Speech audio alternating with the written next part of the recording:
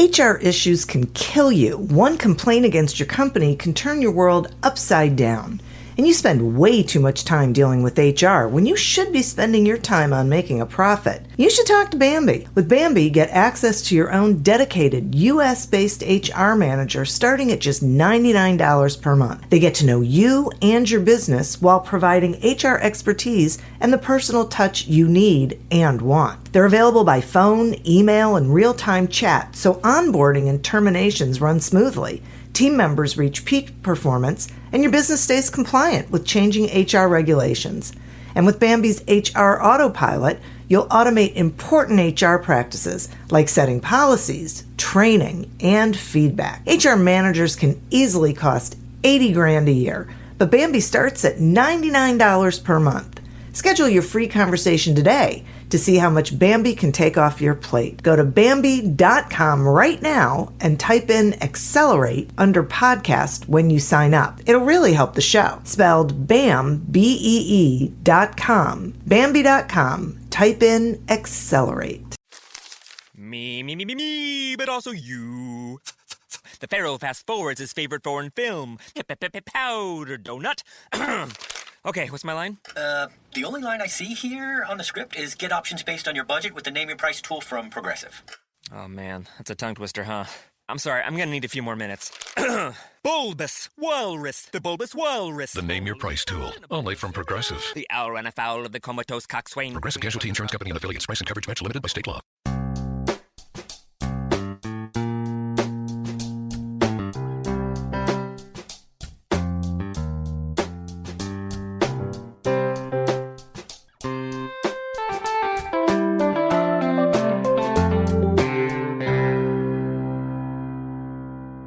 Welcome to Accelerate Your Business Growth with your host, Diane Helbig.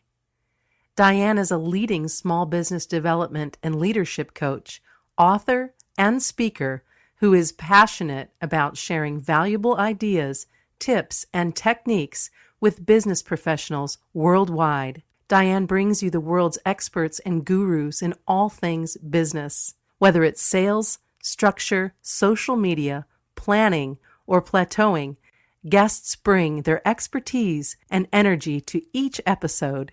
When growing your business is your focus, Accelerate Your Business Growth is the show to listen to. Got a topic or guest suggestion? Let Diane know. The goal is to make sure you have the information you need to move your business forward. Thanks for joining us. Settle in and enjoy. Hello, everybody. Thank you so much for joining me. Today's podcast is sponsored by Audible.com and Gusto. Audible.com is a leading provider of spoken audio entertainment and information. Listen to audiobooks whenever and wherever you want. Get a free book when you sign up for a 30-day free trial at audibletrial.com/businessgrowth.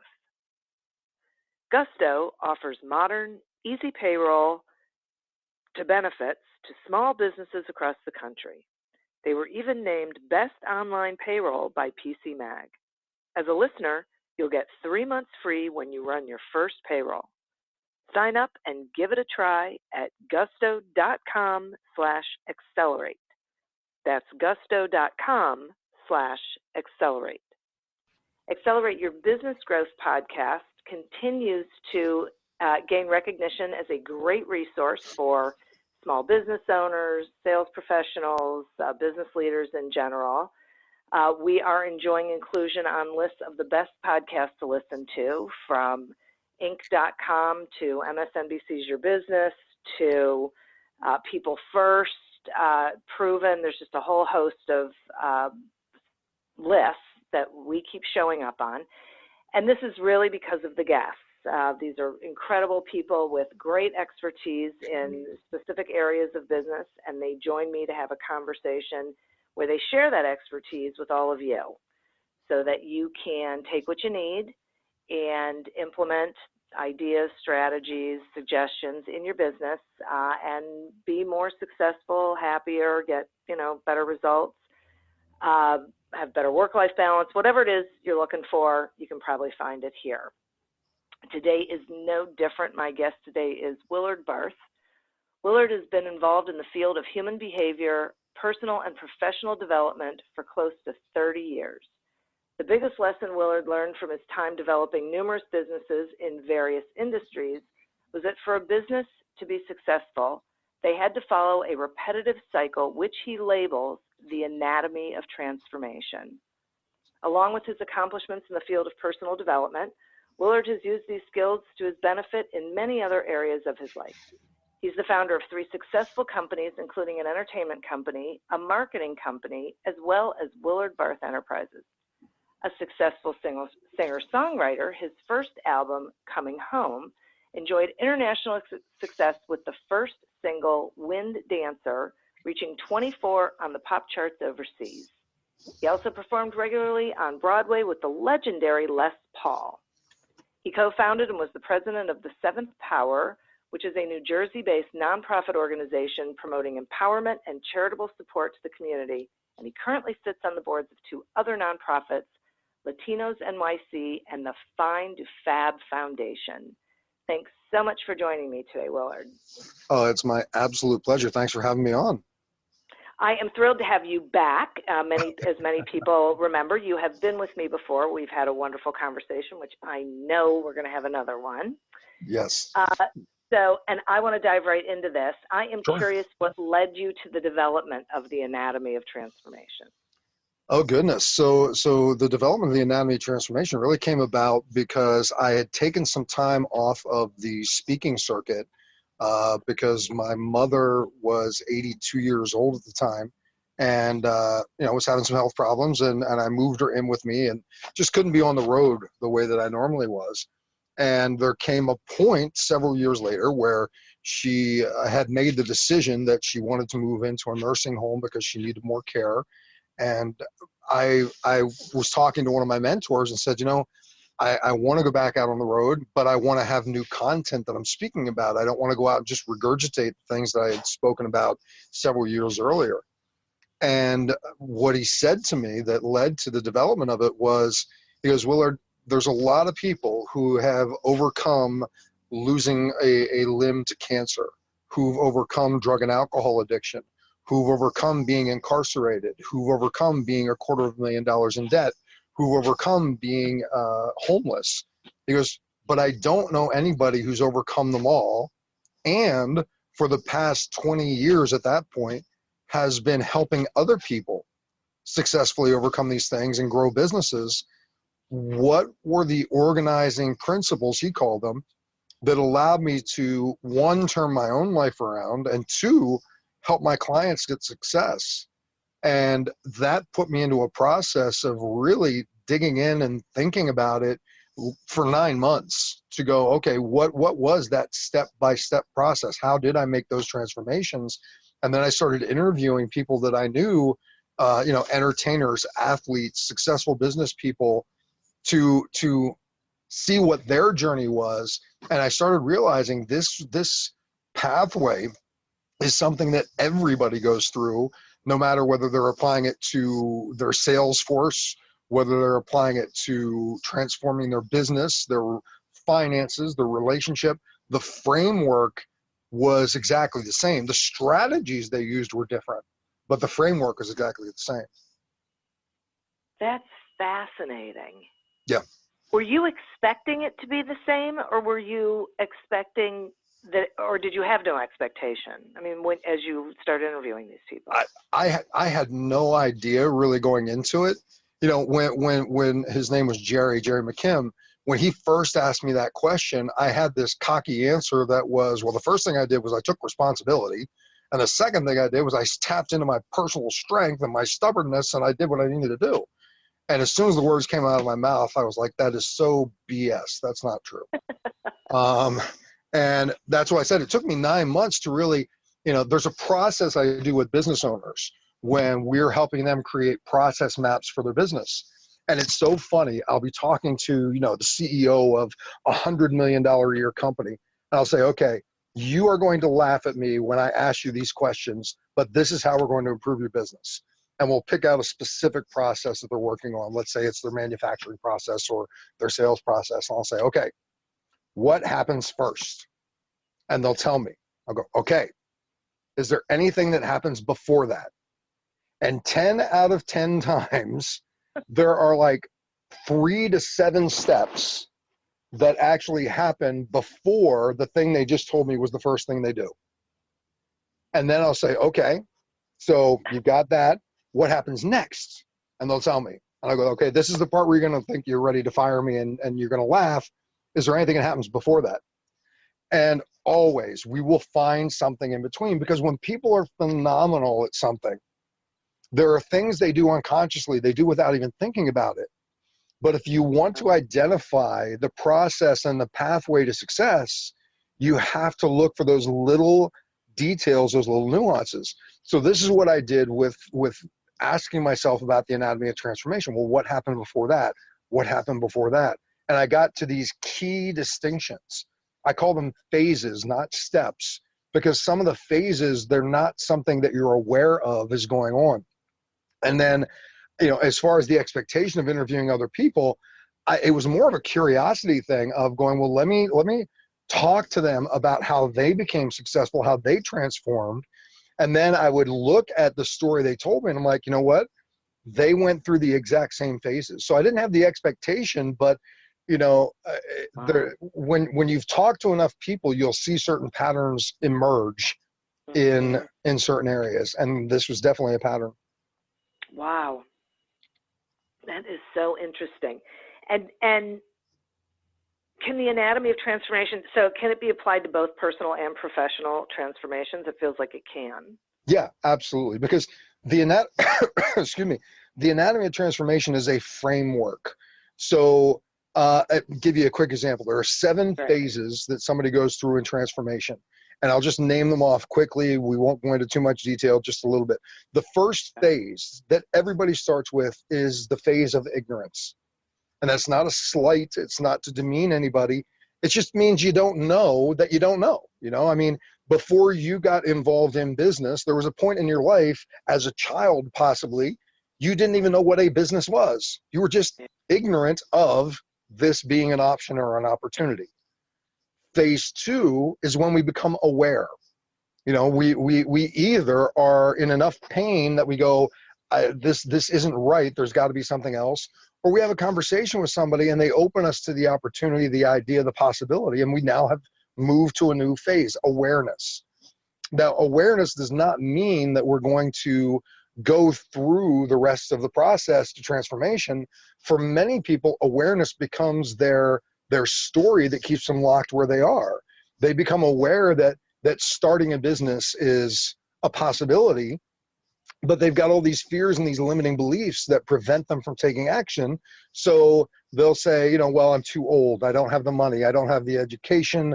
You know, that's for other people. Phase 3 is where my cocky answer came in, which was take responsibility. And I mean, number one, take responsibility. If you don't like what's going on in your life, take responsibility. Don't blame it on your parents. Don't blame it on the economy. Don't blame it on your boss. It's the decisions that you've made. It's the actions that you've taken that have gotten you to where you are. No matter how bad something is, it's how we responded to it. Now, that also goes the other side. If you're extremely successful and happy, take responsibility for it. Some people will go, well, I was lucky, or, you know, I had, you know, great parents who supported me. Okay, but still, you're the one who made the decisions and took the actions. When you take responsibility for how you got to where you are, now you're empowered to take responsibility to go where you desire to go. So that's phase 3, take responsibility. Phase 4 is called immersion. That's when you really make the decision that there is no other outcome than achieving the outcome that you're going for. Phase 5 is where the work really begins, and that's what I call interdependence. Interdependence meaning that's where I start learning from other people around me. I start studying. I'm going to school. I'm listening to podcasts. I'm reading books. I'm getting mentors. I'm surrounding myself with peers. And I'm picking their brains and finding what makes them successful so I can model their success and do the same thing. Phase 6 is what I call ownership. And that's where, you know, you've taken from all of your mentors and your peers, and now it becomes uniquely yours. And then phase 7 is what I call influence. Doesn't mean you have to become a coach or a teacher or anything. It just means that by living as an example of what you've transformed, whether it's your business, whether it's your finances, whether it's your health, whether it's your relationships, by living that example that you went from where you were to where you are, now you automatically begin to influence others just by your presence. Wow. Wow. Okay. So the framework is the same, but the strategies you'll plug into each of those phases will be slightly different depending on whether you're a business owner, a salesperson, somebody working on their health. You will apply different strategies within it, but the framework is identical. Okay. Okay. So the principles are universal. Yes. Okay. Okay, cool. Got it. Okay. So what would be an example, like a professional or an example of someone using the anatomy of transformation professionally? Sure. So I'll use one of the success stories of one of the clients that we worked with. We started with them about 5 years ago. The company had been in business for over 20 years. Family business passed down to the son, and it was doing very well. There were 15 employees. They were doing $32 million a year in revenue. They were the go-to company in their industry for the tri-state area, New York, New Jersey, Pennsylvania. And the owner of the company had gotten to the point where he was living the life of his dreams. You know, he actually was living in Italy with his family. He wanted his children to not learn about Europe through books, but to grow up there and experience it. And he would come back to the United States quarterly and sit down with his managers, and you know, they were running the business. And he was ignorant, phase one, of the fact that he was about ready to lose 3 or 4 of the core leadership that he had, because although he was in the zone where everything was going right, they were stagnating because they weren't challenged. They weren't feeling stretched and living up to their potential, and they felt like they weren't going anywhere. So when he came back for this annual planning meeting they had, he became immediately aware that the lifestyle that he was used to, the company that he had built, was in danger of really falling apart, because he counted on these core people to be running the operation so he could live in Italy and do the things he did. So he had to look at it, and he had to take responsibility. He had to go, okay, I have not paid attention to the needs of what my team has as a company. I've got my thing going on, but I haven't been checking in with them. After he took responsibility, he then had to make the decision. Well, my life is going well. Do I want to change what I'm doing? Or, you know, how do I do with this? He made the decision that he was going to commit to keeping his team together and helping them build the company that they wanted to build. So, you know, they immersed themselves in this process, and they came up with a 3-year plan to grow the business to a $95 million a year company. Again, they were doing $32 million when we met them. Wow. Then they became very interdependent, because the CEO knew, well, he knew how to run a $32 million a year company, but he had no idea to run close to a $100 million a year company. So he had to start surrounding himself with other successful CEOs and other people, our team as advisors and other things, that would help him learn how to go from where he was to where he wanted to be. And we came in and started running this process with every department within his company. So we would sit down and we would create process maps from everything from how they answered the phones, to how their sales team worked, to how their manufacturing team worked, to how their engineers worked. We identified that, you know, that four questions, you know, what happens first, anything before that, what happens next, anything before that, in every area of the business, and getting them to identify those little points that they could refine and make better. So again, it was another part of the framework applied in a different area. And Everybody really did. They took ownership of what they learned, put it into play, and they ended up in 18 months, Diane, in 18 months, they went from 15 employees and $32 million in revenue to 63 employees and $124 million in revenue in 18 months. Oh my God. Yep.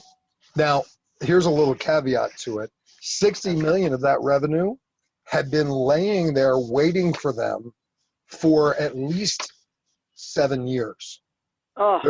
There was one of the company's clients who kept telling the owner he wanted him to take on a project, but because they only had the 15 people and they were a smaller company, the owner kept saying no to the project. And that one project alone brought them $60 million when he finally decided that he could grow and scale to where they needed to be. So they did 124 million in 18 months. And they actually became one of the top 10 fastest growing companies. It was either Forbes or Inc. magazine, one of those. And then they made it to the top 2,000 companies in the US for the following. They've been on the top 2,000 list for the past 5 years. Wow. Yep. That's a great example. Well, thank you. and I give all the credit. Look, we coached them, we advised them, we helped them find the path. But ultimately, it comes down to, you know, my cocky answer that I gave Jerry really is part. When it comes to the mechanics of how you apply it, they took the responsibility. They immersed themselves in the actions. They looked to the other people and said, how can we be better? So, you know, it really always, the transformation always comes down to, there is no magic wand. There is no magic pill. There's a formula, there's a recipe, and then you have to commit to following that recipe and applying that formula. And if you do, you'll get amazing results. Okay, and so that was going to be my next question, which is, do you find that when people are able to go through this process, that the results that they achieve are greater than what they were planning for or expecting? It's a great question. I would say yes. Yeah, because I think most people overestimate what they can do in a week or a month and underestimate what they can do in a year. Yeah. And when there's a beautiful tool that I talk about in the book, and I do some presentations on, it's called modeling excellence. And there are 4 keys to modeling the success of someone else. When you learn that formula within the anatomy of transformation, you really learn how to seek out a mentor, seek out somebody who has gotten success in whatever area it is, again, in personal or professional. And you learn those 4 secrets, keys, whatever you want to call them, those 4 components that you need to uncover in talking with them, and then apply those. You're blown away by the results you can get, because the whole idea of modeling somebody else's success is, there's 2 ways that we learn things. One is through the school of trial and error, which we also call the school of hard knocks. Exactly. And I know plenty of people who have gotten their PhDs from the school of hard knocks. Okay. And the other way that we learn things is through the school of OPE, other people's experience. But we were taught as children that if you learn from other people's experience, they called it cheating. But in life and in business, it's called smart. Yeah.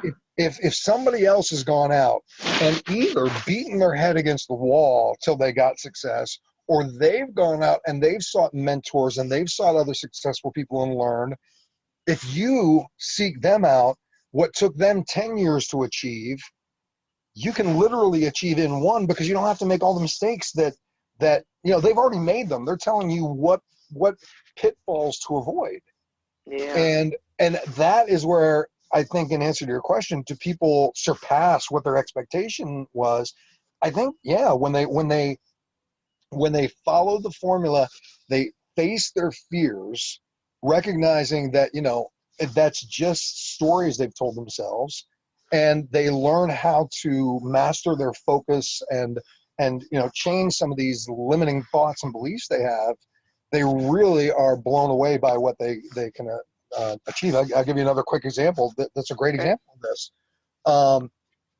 There's another thing that I'm involved in now. We actually launched a leadership and coaching academy, and we've got students who are going through who are learning how to become coaches, consultants, that type of thing, and start and launch their businesses.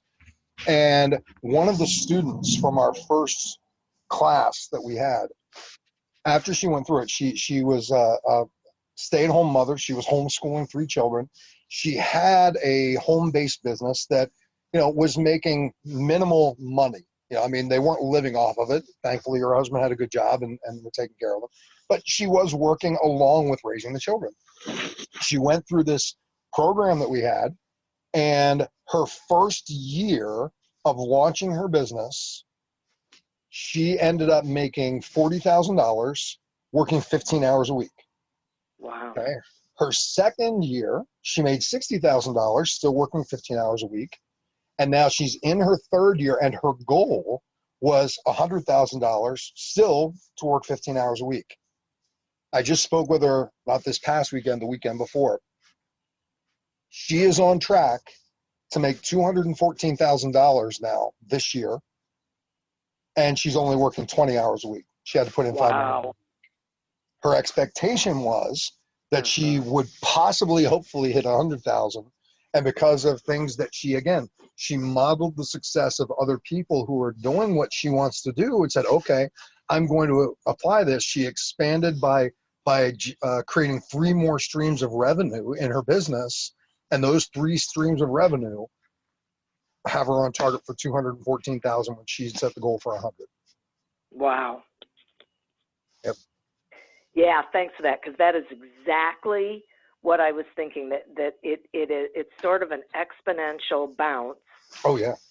When you have that sort of focus.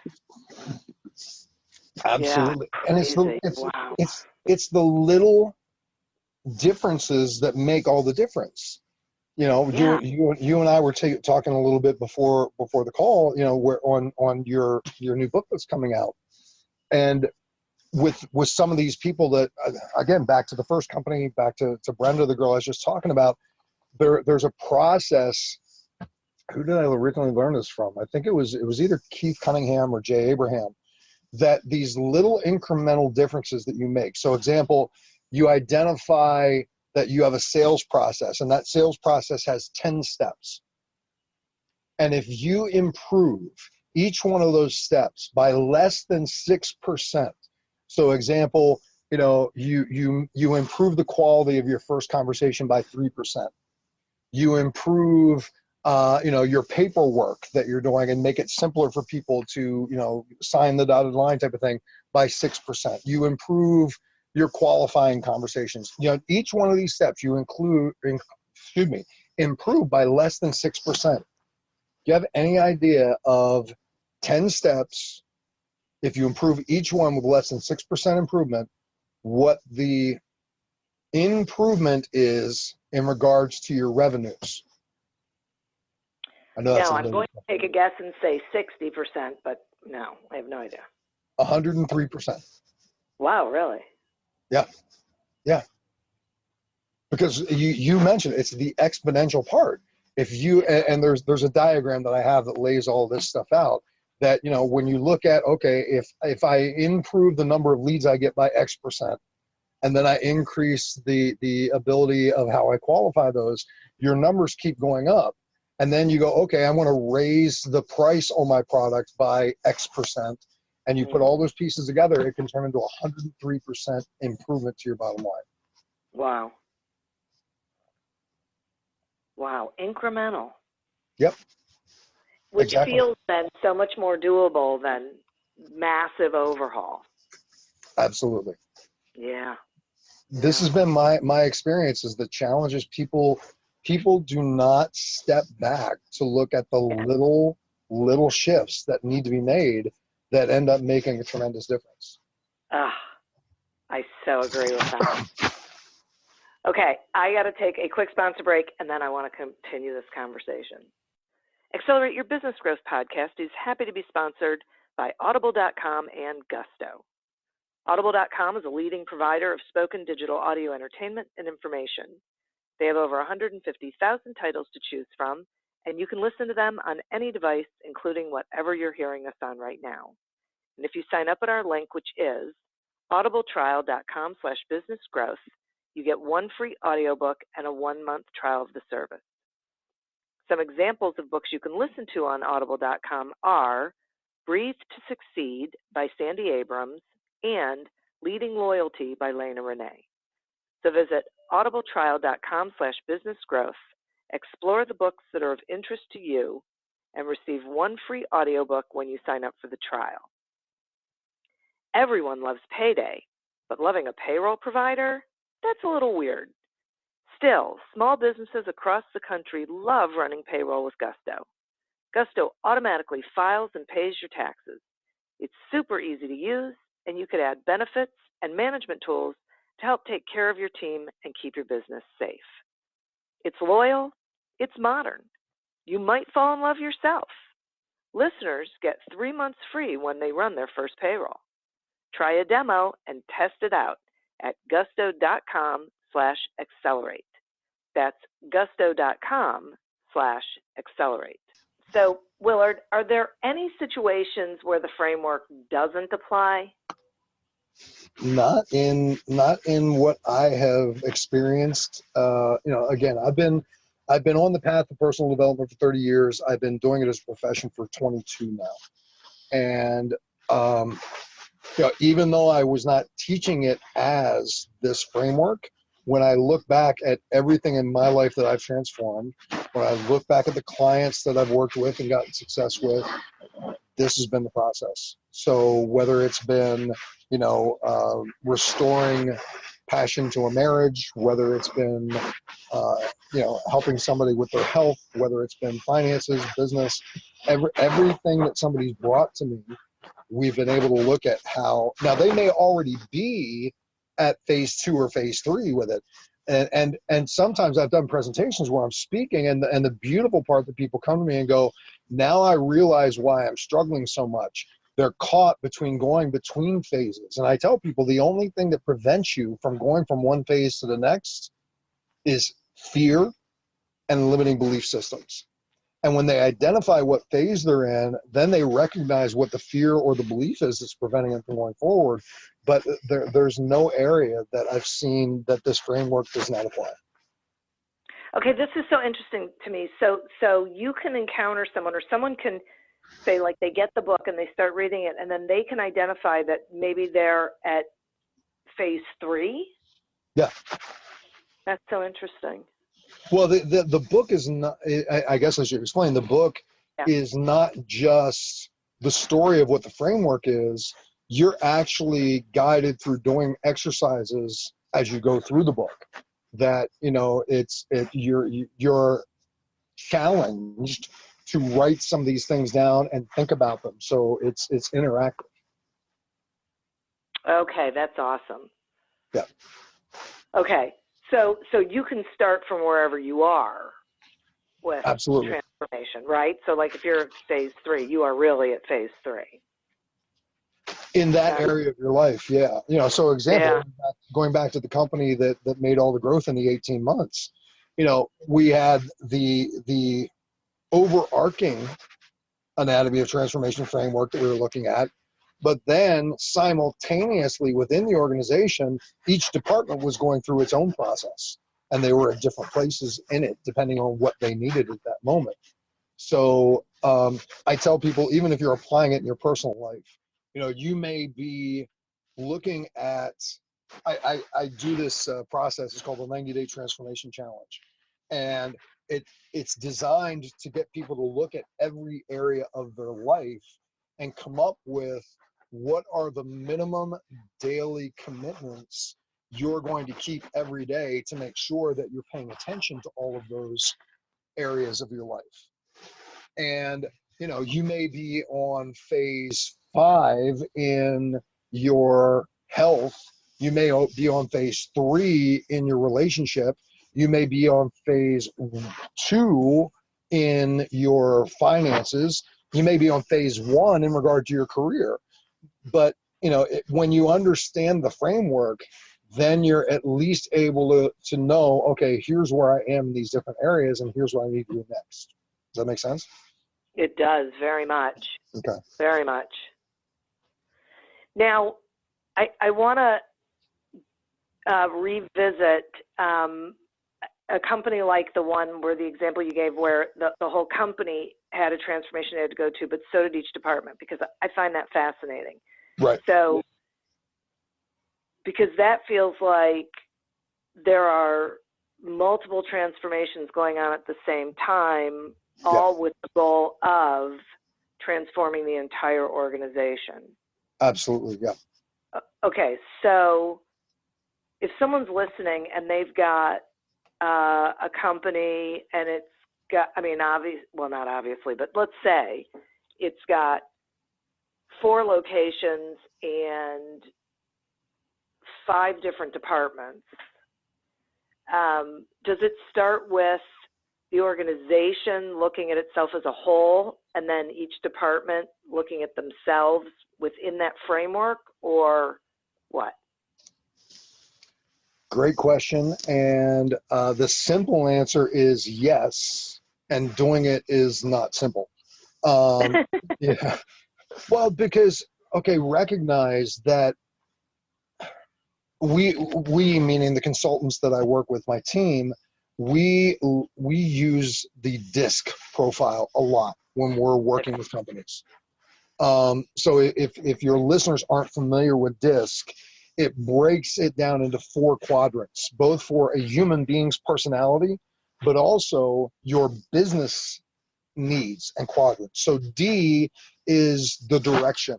It's your strategy, it's the vision, it's those things that are going on in your business. I is your sales and marketing. S is your systems, your operations, your support, your HR. And C is your compliance. It's your legal, it's your finance, it's, if you're in engineering, it's all the finely detailed things. And the challenge a lot of times is the business may have been developed and grown because they have a phenomenal vision, they're very strong on the D, and they have phenomenal sales and marketing. But because they're strong in those 2 areas, they have automatically created blind spots for themselves in regards to the other 2 quadrants. So because they're great at sales, they're more than likely struggling in their compliance. Because they're great with their vision, they more than likely are struggling with having systems in place. So, excuse me. Yes, you start with the overall company first of what you're looking to transform, where those weaknesses are. But the challenge is you really need to be objective in doing this. And most of the time, the company struggles in recognizing their own blind spots. Yeah, okay. Then once you've identified the blind spots, then it's about working in each area. The beautiful thing that I've seen in the way I know we do this, and I hope other people are willing to, but I'm not trying to make a sales pitch for what we do.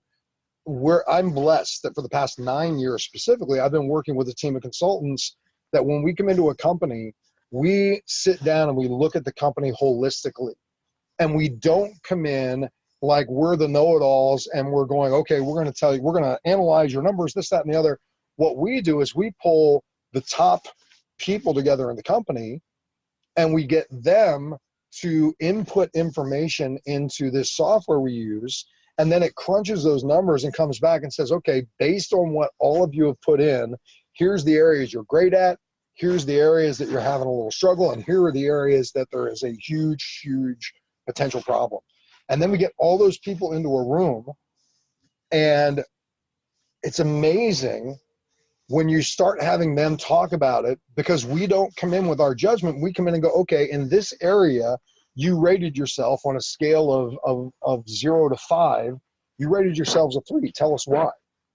And then you start having the sales department giving their perception, manufacturing giving their perception, accounting giving theirs, and all of a sudden you're starting to recognize that there's a communication breakdown between all these different places.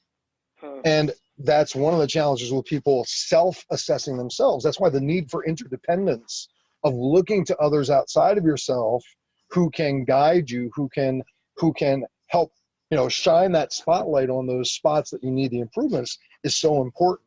I mean, like I said, I think where the real work comes into play in the anatomy of transformation is in phase 5, that interdependence of being willing to go out and learn and adjust and implement. Yeah, I can see that. That makes perfect sense to me. Mm. Wow. This is so fascinating. So if there, I know this is probably hard, but I'm going to ask it anyway. If there was one thing, most people hate this question. If there was one thing that you would want people to take away from this conversation, what do you think it would be? Oh, wow. One thing I would want them to take away. Yeah. I think the biggest thing is really about taking responsibility. If you don't like something that's going on in your life, stop blaming other people, stop blaming the economy, stop blaming the government, stop blaming your parents, stop blaming whatever happened, and take responsibility in the sense of going, you know what?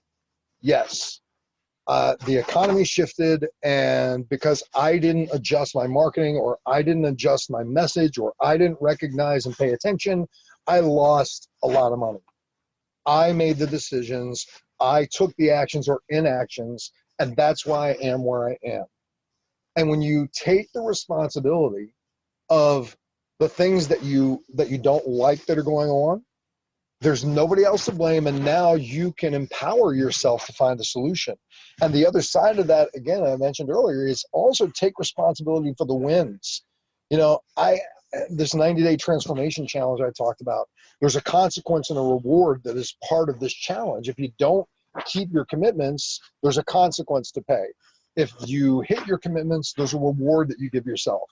And it has never, I've been doing this challenge for 4 years now, and it never fails that when it comes time to debrief with everybody and go, okay, did you pay your consequences? All hands go up for your consequences. Okay, did you give yourself the reward? Less than 5% raise their hands. Wow. We don't celebrate the wins. We don't give ourselves credit. We make it through these major obstacles in life. We overcome these things that when we're in the middle of it. I don't know about you, Diane, but I'm presuming that there have been things in your life that at some points you were sitting there going, I don't know how I'm going to make it through today. I don't know how I'm going to survive this. I don't know how I'm going to overcome this. And you did. And once you're past it, it's like, that wasn't so bad. Yeah. We don't take responsibility of saying, you know what? I did what I had to do. I focused. I made the choices. I took the actions. Even if you had tremendous people around you supporting you and cheering you on, none of that would matter if you didn't make the decisions and take the actions yourself, because nobody was going to pick you up and carry you across the finish line. So I think that the key thing to take away from this is whether there's something in your life that you don't like, something in your business you don't like, or something that you like, but it could be even better. Start off by taking responsibility for how it got to where it is, and then you'll be empowered to take it to where you want to go. I think that's tremendous. Thank you. I could not agree more. That for me is the first step toward change, because then you're open to it, right? Because now, it's so great. Wow. I always appreciate having conversations with you, Willard. This is so great. And I appreciate it. I appreciate it. I love our conversations. Me too. Will you let the listeners know how they can find you, please? Sure, absolutely. So my website is www.willardbarth.com. I'll spell it because it may sound a little weird, and people are always calling me William, so that confuses it. It's WILLARD as in David, B as in boy, ARTH. So willardbarth.com. You can find me on all social media under the same. The only one that's different is Twitter, but I don't really use Twitter that much other than putting out memes. But LinkedIn and Facebook, just search Willard Barth and you'll find me.